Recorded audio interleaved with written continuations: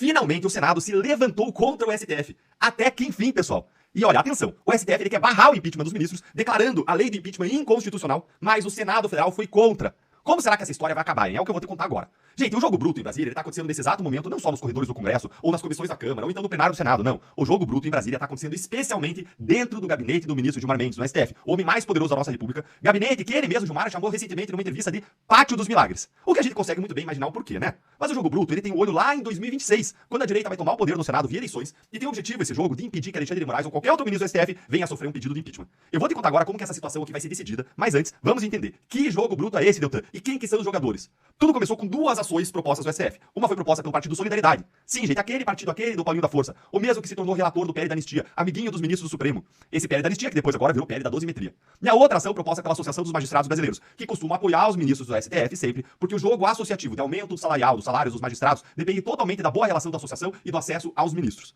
Os ministros, pensem, os ministros não precisam de aumento salarial. Os ministros têm 1000 fontes de renda. Quem precisa, o juiz lá da ponta. Aí essas ações propostas são duas ADPFs, ou seja, arguições de descumprimento de preceito fundamental, que são basicamente ações que questionam se coisas são ou não constitucionais. E essas, em especial, questionam se são ou não constitucionais os trechos da lei do impeachment que tratam dos ministros do STF. Lei do impeachment lá de 1950.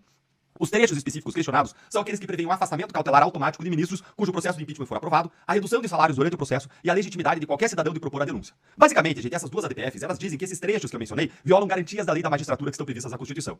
Essas ADPFs, acreditem vocês, caiu nas mãos de quem? De quem? Dele, Gilmar Mendes, justamente o ministro que disse textualmente, num evento político, que o STF não vai aceitar o impeachment de ministro. Pois é, gente, como o mundo é cheio de coincidências, né? Sabe o que mais é engraçado? Gilmar falou isso um dia antes dessas ações todas caírem nas mãos dele. Que conveniente, né, pessoal? Justamente quando o sistema de distribuição lá do STF de processos ia ser auditado, mas aí o STF voltou atrás e barrou a auditagem. Falta transparência, você não acha? Concorda? Deixa o seu like aí quem concorda. E olha só que aí o Senado, neste caso pontual, ainda bem não ficou parado. Pontualmente, o Senado se ergueu, se levantou e encaminhou ao STF um parecer em que defendeu a constitucionalidade da lei do impeachment também para ministros do STF, dizendo que o tribunal deve seguir o que está na lei. Vem aqui comigo, ó, esse trechinho de uma nota que foi divulgada aqui pela agência do Senado. Olha aí.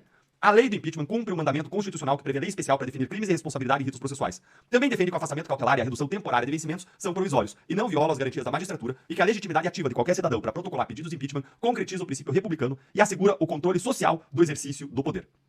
E a questão agora é, o STF vai derrubar a lei do impeachment? Vai dizer que é inconstitucional? Se eu conheço bem o ministro Gilmar Mendes e a maneira como ele joga o xadrez político em Brasília, eu apostaria que Gilmar vai segurar essas duas ações para pautá-las no momento mais crítico e mais decisivo da crise política. Se o impeachment de algum ministro de fato avançar no Senado a partir de 2026, ele vai fazer como ele fez na Lava Jato. Ele soltava os réus na sexta-feira. Por quê? Sexta-feira é um dia pior de imprensa, que não divulga tanto, a pessoa tá com a cabeça no final de semana. Ele soltava geral, era na sexta. Mais ainda, Gilmar segurou os pedidos de suspeição do Sérgio Moro por mais de 3 anos, deixando para pautá-los apenas no momento em que ele achou que o cenário político era mais favorável para ele conseguir maioria e no momento em que eles queriam aí derrotar o Bolsonaro. Aí eles pautaram, liberaram o geral o Lula.